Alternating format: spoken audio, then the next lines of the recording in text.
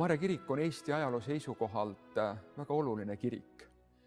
Siin on sündinud Eesti laulupeod ning on sügavalt sümboolne, et üldlaulupeo 150. sünnipäeval 2019 oleks Maarja kirik taastatud.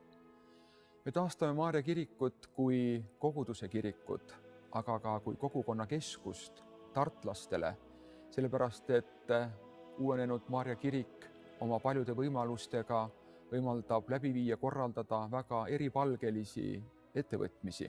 Kiriku kõrval on lõppemas uue lasteaia ehitustööd ja Naerumaa lasteaed saab avatud uue õppeaasta alguses. Me oleme Tartu linnana otse Euroopa Komisjonilt saanud rahastuse Targa linna projekti teostamiseks.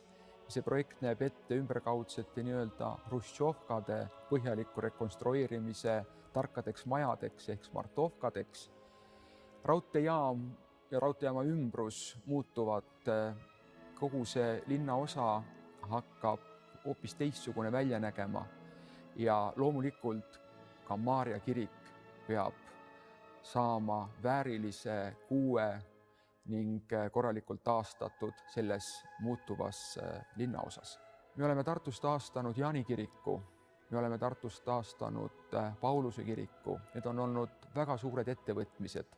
Nende kirikute taastamine on andnud meile usku ja julgust, et me saame nende töödega hakkama ja see vaim peab meid saatma ka Maarja kiriku taastamise juures.